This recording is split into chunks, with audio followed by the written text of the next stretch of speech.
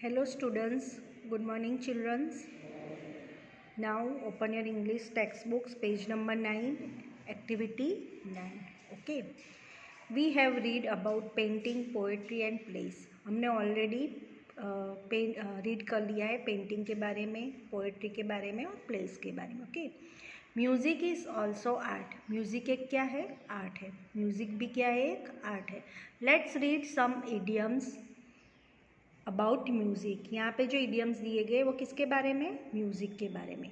Idioms are group of words that have special meaning that is different from the ordinary meaning of each separate word.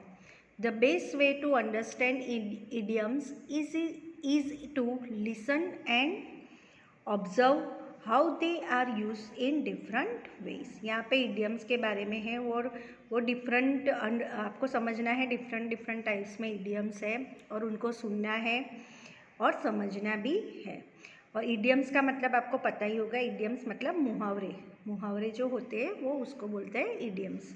एक type of मुहावरे, one types of मुहावरे. Okay. जो just now I will explain the first.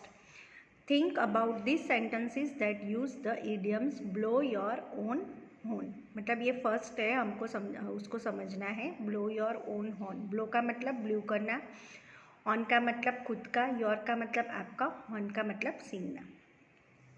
We all know you are the best student in the class. There's no need to blow your own horn. मतलब यहाँ पे हम जो student जो class में पढ़ते हैं तो वी नो, हम जानते हैं कि हम यहाँ पे बेस्ट स्टूडेंट्स हैं. तो वो तुमको ढंढेरा पीटना नहीं है, वो ढंढेरे पीटने की ज़रूरत नहीं है. This is the blow your horn. Okay.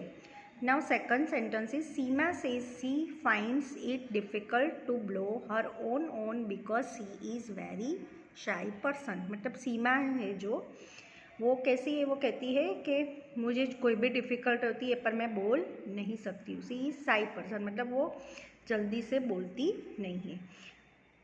I don't want to seat near Rahul at the party. He always blowing his own horn.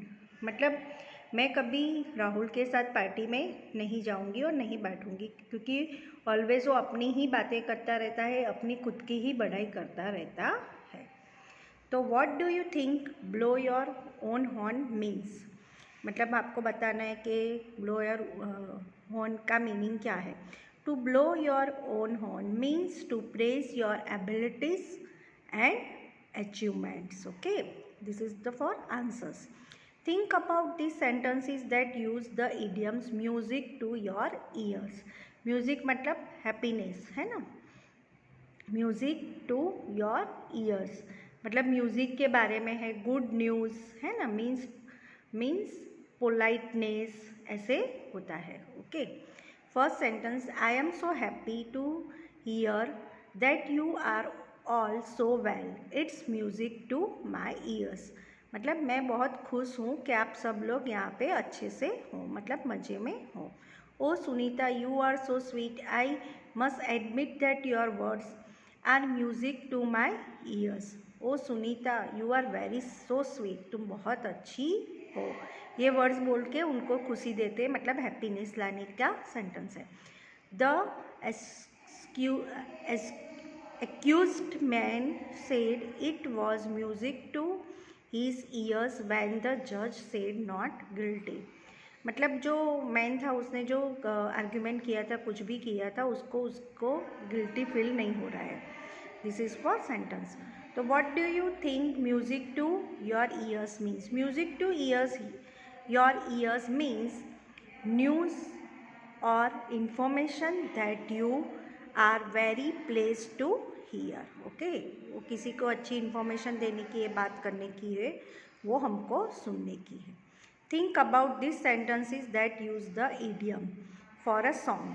Idiom for a song का मीनिंग क्या होता है? वेरी चीपली अथवा low price. He bought his house for a song 2 years ago. उसने जो house ख़रीदा था वो 2 साल पहले ख़रीदा था, तो वो उस टाइम पे बहुत चीप था, मतलब उसकी प्राइस वेरी लेस थी. तो this is for the sentence 2 years ago, 2 साल पहले उसने खरीदा था तो उसको वो हाउस चीप में मिला था, मतलब सस्ते में मिला था. I thought I was getting the germs for song but I was actually paying too much. मैंने सोचा था कि आई गेट मतलब ऑलवेज जो चीज़ होती है पेइंग टू मच, हमको ज़्यादा पैसे देने पड़ते हैं. तो दिस इज़ फॉर द हमको सस्ते में नहीं मिल रहा था. आई थॉट मैं सोच रहा था अगर मैंने लिया होता तो वो मुझे बहुत महंगा पड़ता. This is one of my favourite piece of furniture and I got it for a song in a trade fair. मतलब जो मेरा फेवरेट पीस था फर्नीचर का, जो मुझे बहुत पसंद था, वो मैंने कहाँ से ख़रीदा, ट्रेड फेयर से, और वो मुझे एकदम चीप प्राइस में और सस्ते में मिल गया. Okay students, what do you think for a song means, तो उसका मीनिंग आंसर क्या आएगा, for a song means very cheaply at low price. Okay, thank you student. Now I will explain the activity 10.